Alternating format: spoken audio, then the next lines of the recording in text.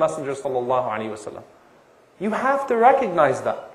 And subhanAllah, this is another situation that I dealt with that boiled me. I remember a brother once complaining to me. He says that my wife doesn't do enough to take care of herself. I said, and I know that's a common complaint. And by the way, everything is with balance, right? Men and women, husband and wife should try to keep in shape for each other, should try to keep attractive for each other, as to keep their gazes restricted from other people. This is a fact.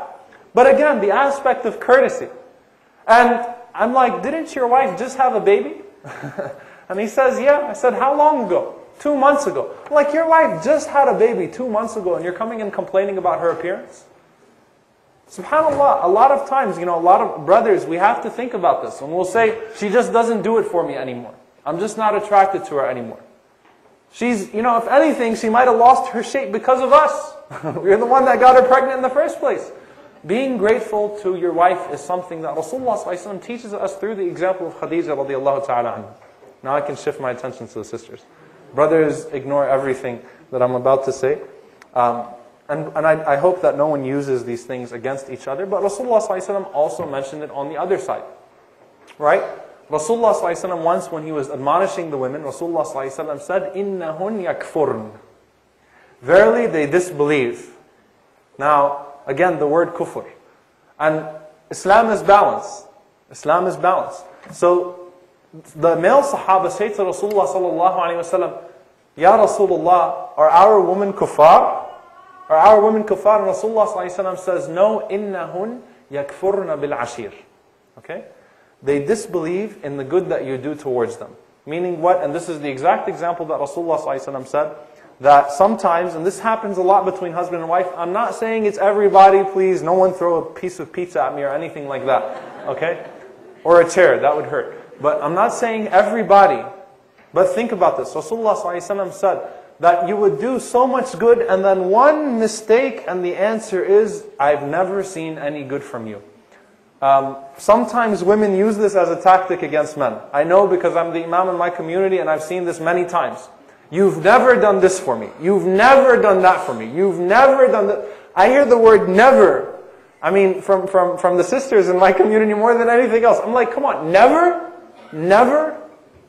So you would deny everything because of one misstep. And unfortunately what that does is that fuels the other side and then that's where shaitan works his magic. Right? So it's also important for the sisters, sometimes we're idiots, sometimes we mess up. Okay? And it's important from the sisters not to deny every good thing that the husband does based upon this one mistake and said, I've never seen any good from you. You've never treated me well. You've never taken me out. The sister, didn't you just go to Disney World? Something like that. You've never done this. The word never, yakfurna bil ashir. Very, very, very important. Okay? To keep this in mind from both sides. To be grateful to one another as husband and wife is crucial.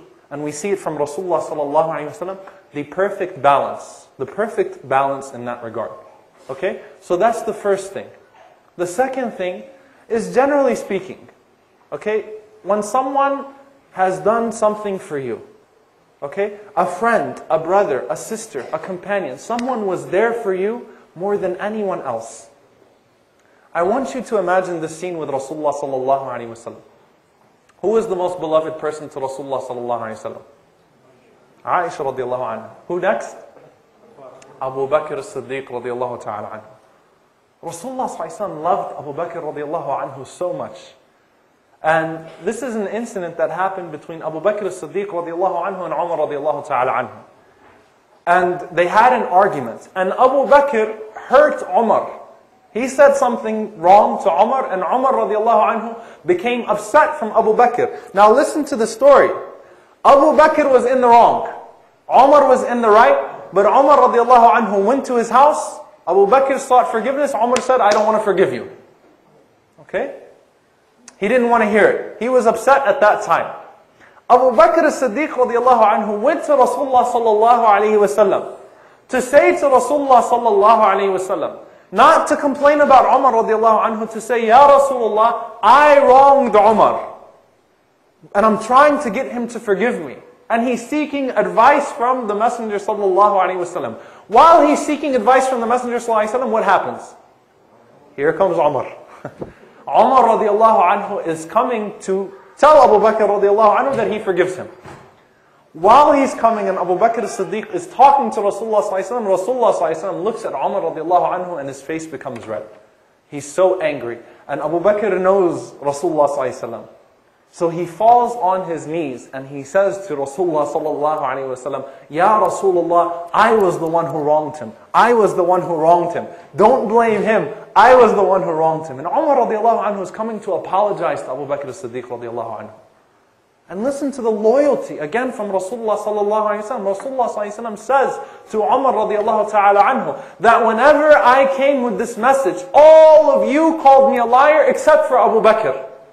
All of you called me a liar except for Abu Bakr. هَلْ أَنْتُمْ تَارِكِي لِي صَاحِبِي? Are you going to leave my companion alone? Are you going to leave my companion alone? He said it to Umar radiallahu ta'ala anhu 3 times. Are you going to leave my companion alone? Subhanallah. He never forgot Abu Bakr as-Siddiq radiallahu ta'ala anhu. And in fact, even at the time of his death, when his death is approaching, and the Sahaba